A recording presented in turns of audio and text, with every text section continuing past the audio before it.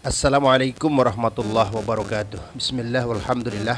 Summassalatu wassalamu ala rasulillah wa ala alihi wa sahbihi wa mawalah. La hawla wa la quwata illa billah ma ba'dah. Sahabat sekalian, malam ini kami berada di Desa Mojoasih, salah satu desa di Kabupaten Ngawi, Jawa Timur, tempat di mana sang maestro Indonesia Didik Prasetyo atau dikenal dengan Didi Kempot dimakamkan. Kami bersama dengan sahabat dari Ambyar Cilacap, ada Wawan Darmawan alias Mirza Melkiki, terus juga ada musisi kita Eldino. Kami di Cilacap berupaya untuk mengembangkan lagu-lagu sang maestro Didi Kempot, tetapi dengan nuansa yang menyentuh para kalangan Islam, kalangan santri, kalangan religius, sehingga syair-syair yang beliau bawakan bisa diterima oleh anak-anak muda, tetapi juga memberikan nilai yang positif. Dan ini memang awal teman-teman santri Ambyar Cilacap akan memulai debutnya untuk mengembangkan dakwah dengan cara-cara menyebarkan syair-syair dan karya-karya yang beliau ciptakan. Kita punya tagline, bersama sahabat Ambyar boleh patah hati, tetapi tidak boleh patah mengaji. Santri Ambyar, yes.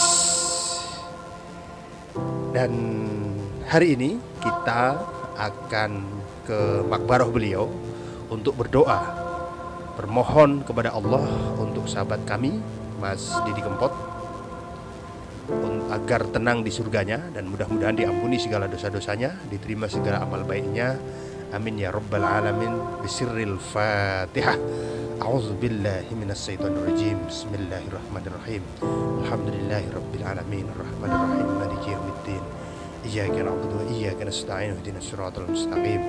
Siratal ladzina an'amta 'alaihim ghairil maghdubi 'alaihim waladdallin. Tempat ini memang tempat pemakaman umum yang berada di ketinggian, dan ini sesuai dengan pesan wasiat beliau sebelum wafat. Beliau ingin hidup tenang di sini, di daerah yang jauh dari keramaian, dengan inspirasi-inspirasi yang beliau tularkan, dan semoga bermanfaat bagi kita semuanya. Terima kasih. Assalamualaikum warahmatullahi wabarakatuh. Sahabat sekalian, inilah pelataran makam sang maestro campursari Didi Kempot, the godfather of broken heart, dan kami adalah penggemar beliau dari kalangan santri. Kita akan bersama-sama lebih mengenalkan lagu-lagu beliau di kalangan santri. Semoga bermanfaat. Dan di sini di depan makam juga tertulis sang maestro campursari Didi Kempot. Kita akan masuk ke area pemakaman beliau dan kita akan mengucapkan salam. Assalamualaikum ya ahlad diyar, antum salafuna wa nahnu lakum taba' wa inna insyaallahu bikum lahiqun. Nas'alullahu lana wa lakumul afiyah. Antum salafuna wa nahnu lakum taba' wa inna insyaallahu bikum lahiqun.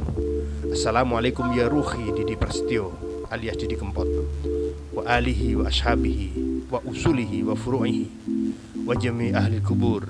Antum salafuna wa nahnu lakum taba' wa inna insyaallahu bikum lahiqun. Nas'alullahu lana wa lakumul afiyah. Didi Kempot adalah penyanyi dan pencipta lagu campursari dan congdut dari Surakarta.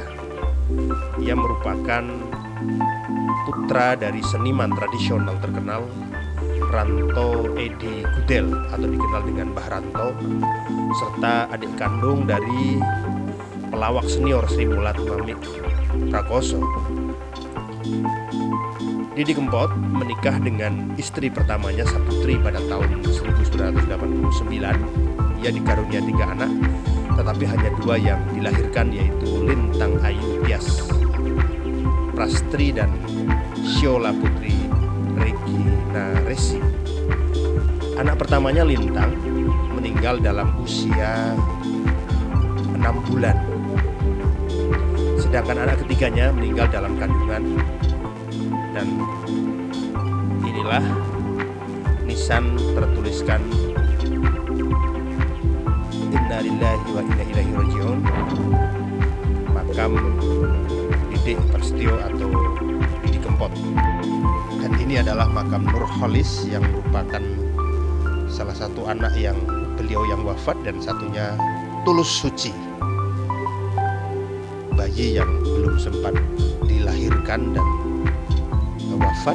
Dan ini menjadi inspirasi sebuah lagu Bayi Suci yang juga sangat tenar. Dan ini merupakan makam dari Robingah. Kemudian di sebelah barat makam Didi Kempot, makam yang nisannya putih adalah makam Mbah Ranto, ayahanda dari beliau. Didi Kempot juga diketahui mengangkat seorang anak bernama Eni Suwinawati yang kemudian dibesarkan bersama sang putri.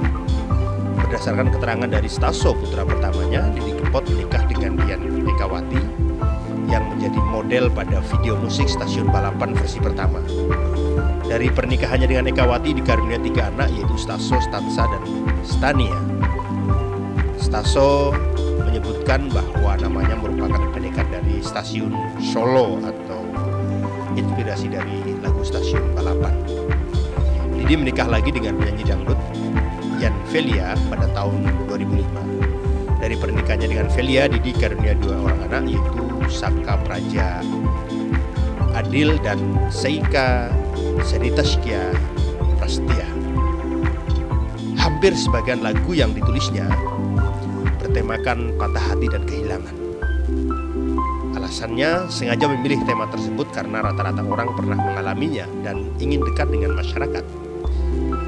Juga menjadi alasan Didi Kempot menggunakan nama tempat sebagai judul atau lirik lagunya. Kini Didi Kempot diminati oleh kalangan muda dari berbagai daerah yang merebutnya sebagai sad boys dan sad girls yang tergabung dalam komunitas Sobat Ambyar, dan mendaulat Didi Kempot sebagai Godfather of Broken Hearts dengan panggilan Rod Didi. Julukan tersebut berawal dari beberapa lagu Didi Kempot yang menceritakan tentang kesedihan dan kisah patah hati.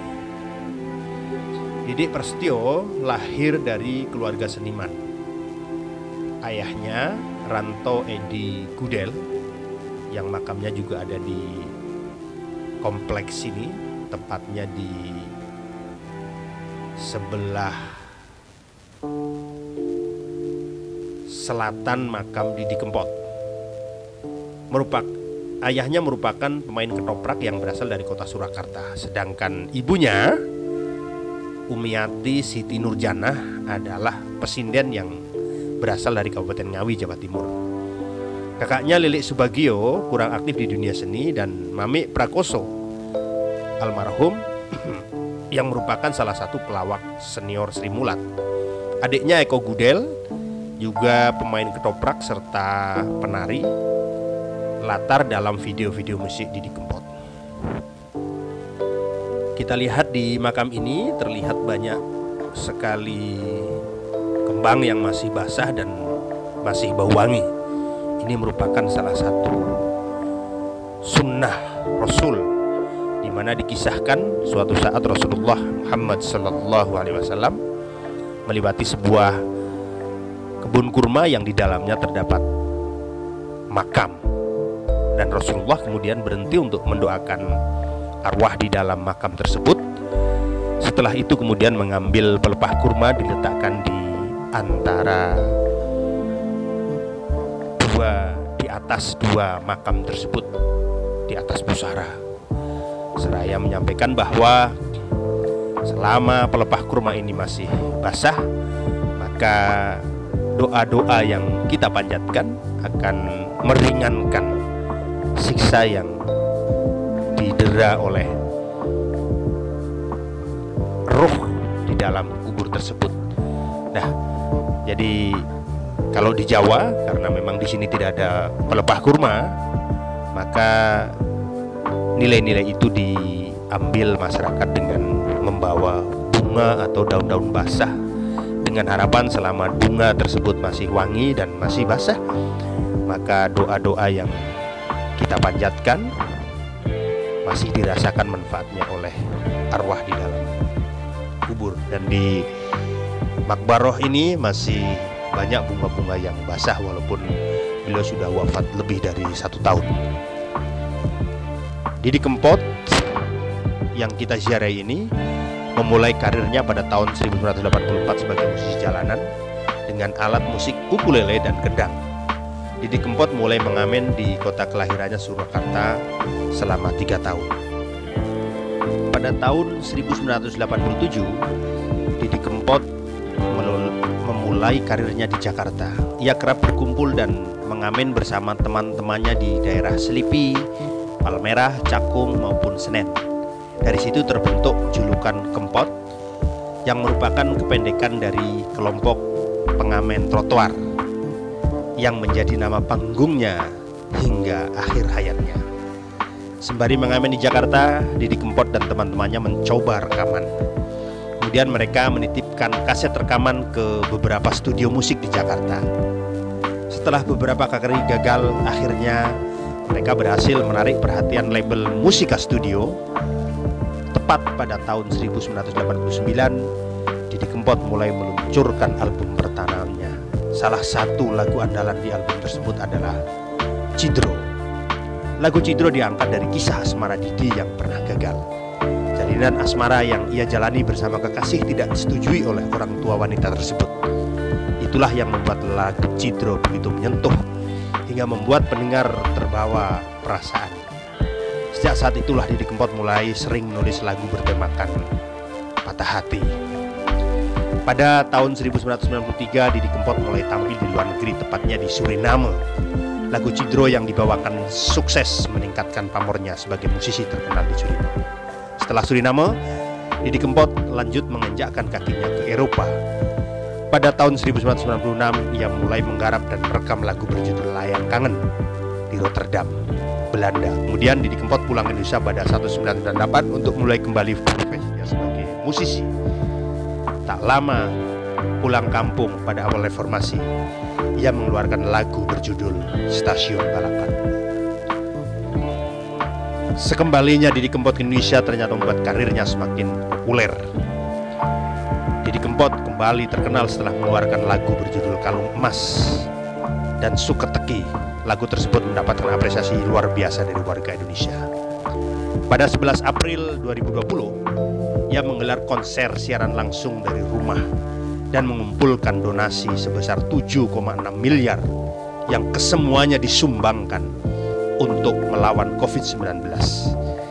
Dan pada 1 Mei 2020, ia menulis lagu berjudul Ojo Mudik yang berisi himbauan supaya masyarakat tidak kembali ke kampung halaman selama Idul Fitri untuk mencegah penyebaran coronavirus. Ojo Mudik ini menjadi salah satu lagu yang tidak bertemakan patah hati.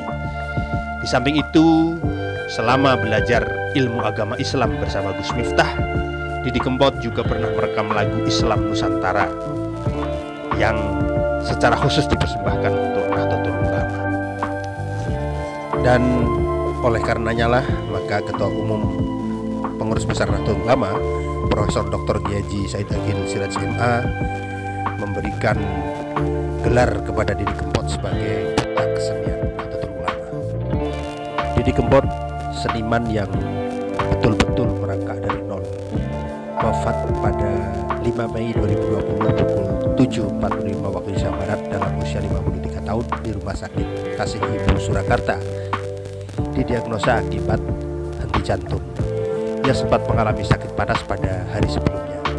Jenazah Didi Kempot dimakamkan pada hari itu juga pada pukul 15 waktu Indonesia Barat di pemakaman umum Desa Majasem, Kecamatan Kendal, Ngawi, Jawa Timur yang berdekatan dengan makam anak sulungnya. Kita doakan semoga beliau wafat dalam keadaan husnul khotimah min ahlil jannah. Amin. Allahumma amin. Terima kasih dan mohon maaf. Mudah-mudahan ada manfaatnya. Wassalamualaikum warahmatullahi wabarakatuh.